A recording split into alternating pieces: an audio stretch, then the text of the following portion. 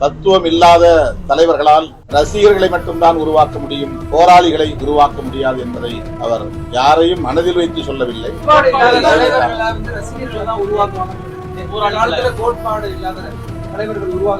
யாரையும் மனதில் வைத்து இந்த வசனம் எழுதப்படவில்லை, இந்த திரைப்படம் படைக்கப்படவில்லை. அது முதல்ல தெரியாது. இது நான் முதல்ல சொன்ன உலகத்துக்கே பொருந்தக்கூடிய ஒரு கருத்து. ஆதிக்கம், ஒடுக்குமுறை, சுரண்டல் இவைதான் பாட்டாளி வர்க்கத்தின் பகை சக்திகள். அதிகார வர்க்கம் எந்த அளவுக்கு உழைக்கிற மக்களுக்கு எதிரான சக்தியாக இருக்கிறது. அவர்கள் காவல்துறை அதிகாரிகளாக இருக்கலாம், ஐஏஎஸ் பயின்ற வருவாய்த்துறை அதிகாரிகளாக இருக்கலாம், அமைச்சர்களாக இருக்கலாம்.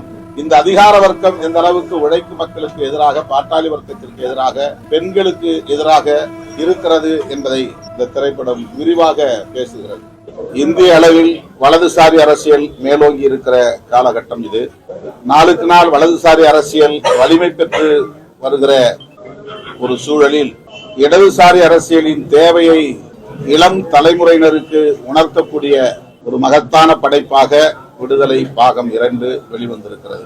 தத்துவம் மிக மிக முக்கியமானது. அதாவது கொள்கை, கோட்பாடு என்று நாம் சொல்லுகிற அந்த கருத்தியல் என்பது ஒரு அமைப்புக்கு எவ்வளவு முக்கியத்துவம் வாய்ந்தது என்பதை இயக்குனர் வெற்றிமாறன் மிகச் சிறப்பாக பதிவு செய்திருக்கிறார். வசனங்கள் ஒவ்வொன்றும் இளைஞர்களை தட்டி எழுப்பக்கூடியவையாக, ஆழமாக சிந்திக்க தூண்டக்கூடியவையாக, தத்துவம் இல்லாத தலைவர்களால் ரசிகர்களை மட்டும்தான் உருவாக்க முடியும், போராளிகளை உருவாக்க முடியாது என்பதை அவர் யாரையும் மனதில் வைத்து சொல்லவில்லை. அது இயல்பானது, பொதுவானது, உலகம் முழுவதும் பொருந்தக்கூடியது. அது தமிழ்நாட்டுக்கு மட்டும் உரியதல்ல, அல்லது குறிப்பிட்ட சில கட்சிகளுக்கு சொல்லுகிற விமர்சனம் அல்ல. கோட்பாடு இல்லாத தனிநபர்கள் தன்னை பின்பற்றக்கூடியவர்களை போராளிகளாக வளர்த்தெடுக்க முடியாது. வெறுமன கைத்தட்டக்கூடியவர்களாக, தனிநபரை போற்றக்கூடியவர்களாக மட்டுமே வளர்க்க முடியும். இது யதார்த்தமான உண்மை.